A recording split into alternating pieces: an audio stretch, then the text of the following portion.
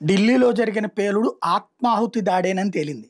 తాజాగా పట్టు ఎవరైతే ఈ ఘాతుకానికి పాల్పడ్డటువంటి వాడు ఆహ్, ఖచ్చితంగా అంటే తను కావాలనినే చేశాడన్నటువంటి విషయం తేలింది.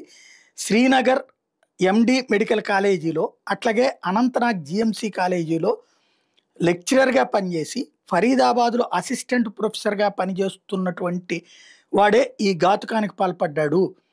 డాక్టర్ ఉమర్ అనేటటువంటి వాడు అమీర్ అనేటటువంటి పేరు మీదన కారు కొన్నాడు. పుల్వామాలో కొన్నాడు కారు. ఆ కొన్నటువంటి కారుతోలోనే పేలుడు పదార్థాలు పెట్టుకొని ఈ ఘాతుకానికి పాల్పడ్డాడు అన్నటువంటి విషయం తేలింది. ఏదైతే నిన్న పెద్ద ఎత్తున దేశవ్యాప్తంగా దొరికినటువంటి ఇది హర్యానాలో అట్లాగే ఢిల్లీలో ఇట్లాంటి చోట్ల దొరికినటువంటి పేలుడు పదార్థాలు ఉన్నాయి. అందులో వన్ ఆఫ్ ద మెటీరియల్ అయినటువంటి అమ్మోనియా ప్రస్తుతం అక్కడ డిటెక్ట్ అయింది. ఈ కారులో ఏదైతే పేలుడు సృష్టించినటువంటి కారులో పుల్వామా వాడట వీడు. పుల్వామా ఇంతకుముందు గుర్తుంది కదా, సైన్యాన్ని చంపేసినటువంటిది. 45 మందికి పైగా సైన్యాన్ని చంపేసినటువంటి ఘటన. దానికి బదులుగానే మనం బాలాకోట్ మీద వెళ్ళి ఎయిర్ స్ట్రైక్ చేసాం. వాడు ఇప్పుడు ఆ ప్రాంతానికి సంబంధించినటువంటి వాడు ఉన్నత స్థితికి వెళ్ళి ఈ ఘాతుకానికి పాల్పడ్డాడని తేలింది.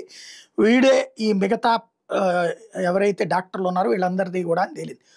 వీడు ఎప్పుడైతే Haryana police Jammu Kashmir joint operation చేసి అనేక మంది తీవ్రవాదులు మొత్తాన్ని అందరూ విద్యావంతులు, డాక్టర్లు, విద్యావంతులైనటువంటి వాళ్ళు ఈ ఘాతుకానికి పాల్పడ్డారని తేల్చారు. వాళ్ళని నడిపిస్తున్నటువంటి వాళ్ళలో వన్ ఆఫ్ ద పర్సన్ వీడు. వీళ్ళకి ఇంకా ఎప్పుడు పేలుళ్ళు చేయాలి అన్నది చెప్పలేదు.